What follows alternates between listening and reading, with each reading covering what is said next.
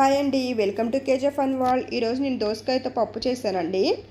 కేవలం 5 మినిట్స్లోనే మనం ఈ పప్పును చేసేసుకోవచ్చు అండి. చాలా రుచిగా ఉంటుందండి, చాలా ఈజీ కూడా. మీరు కూడా తప్పకుండా ట్రై చేయండి, మీకు తప్పకుండా నచ్చుతుంది. ఇప్పుడు ఒక కుక్కర్ తీసుకొని నేను ఒక గ్లాస్ కందిపప్పు తీసుకుంటున్నానండి. మీరు క్వాంటిటీ బట్టి తీసుకోండి. మీకు 2 గ్లాసెస్ అయితే 2 గ్లాసెస్ ఎంత కావాలంటే అంత తీసుకోండి. కందిపప్పు చాలా బలం కదండి పిల్లలకి. దీంట్లో ఎక్కువ పోషకాలు ఉంటాయండి, అందరూ తినవచ్చు అనమాట. ఇప్పుడు దీన్ని 2 టైమ్స్ వాష్ చేసుకొని పెట్టేసుకున్నానండి. ఇప్పుడు నేను ఫ్రెష్ వాటర్ యాడ్ చేస్తున్నాను. ఒక గ్లాస్ తీసుకున్నా కాబట్టి 2 గ్లాసెస్ వాటర్ యాడ్ చేసుకున్నాను నేను. ఇలా వాటర్ యాడ్ చేసుకున్న తర్వాత మూత పెట్టేసి పక్కన పెట్టేసుకోండి. ఒక 10 మినిట్స్ 20 మినిట్స్ నానితే పప్పు అనేది మంచిగా ఉడుకుతుంది అనమాట. చూడండి, మంచిగా నానిపోయింది పప్పు. ఈలోపు నేను ఒక దోసకాయ కట్ చేసి పెట్టుకున్నానండి, టమాటా కట్ చేసి పెట్టుకున్నాను, ఒక మీడియం సైజ్ది. ఇంకా నేను పచ్చిమిర్చి, ఆనియన్ దీంట్లో ఏమి యాడ్ చేయనండి, పోపులోనే యాడ్ చేసుకుంటాను. ఇప్పుడు ఆ నానబెట్టిన కందిపప్పులోకి ఆ దోసకాయ ముక్కలన్నీ యాడ్ చేసుకోండి.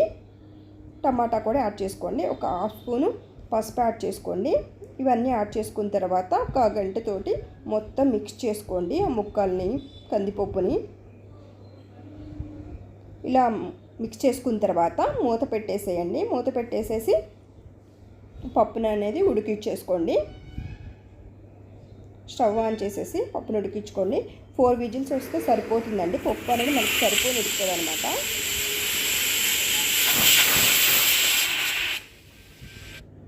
ఇప్పుడు 10 మినిట్స్ తర్వాత మూత ఓపెన్ చేసి చూస్తే ఇంకో చూడండి ఎలా ఉడికిపోయిందో.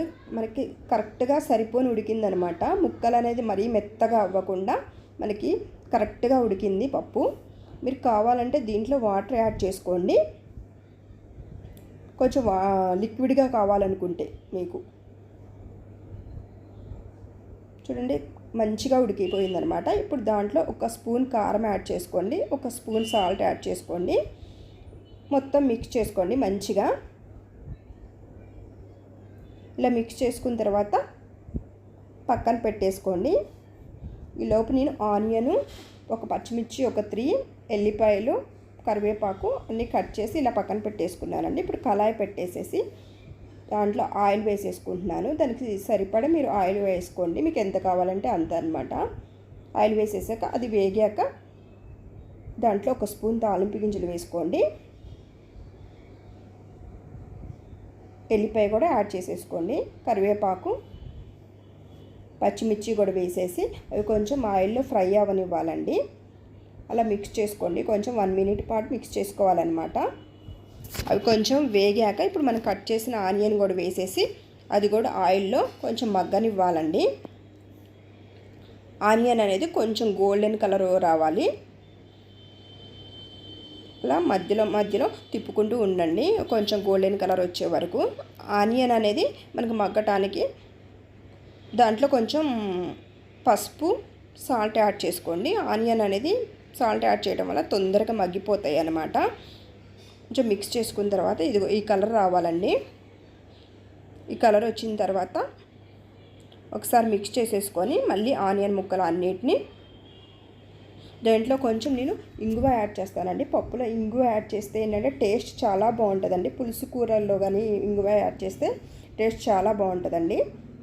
మిక్స్ చేసుకున్న తర్వాత ఇప్పుడు మనం ఆ పప్పునందటిని తాలింపులో వేసేసుకోండి.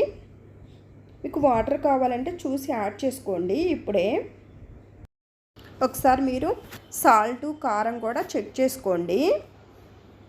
సరిపోకపోతే ఇప్పుడే యాడ్ చేసుకొని ఉడికించుకుంటే పప్పు అనేది చాలా రుచిగా వస్తుందండి. నాకైతే సరిపోయింది కాబట్టి నేనేమి యాడ్ చేయట్లేదండి. పప్పు అనేది చూడండి, ముక్కలు కూడా మరీ మెత్తగా అయిపోకుండా సరిపోని ఉడికిందనమాట. ఇప్పుడు 1 మినిట్ పాటు ఉడికించుకుంటే ఇగో చూడండి పప్పు అనేది ఉడికిపోయింది. చాలా రుచిగా ఉందండి. చాలా ఈజీగా 5 మినిట్స్లో చేసేసుకోవచ్చు. ఈ వీడియో కనుక మీకు నచ్చినట్టయితే please like and share, please subscribe to my channel అండి. Thank you for watching.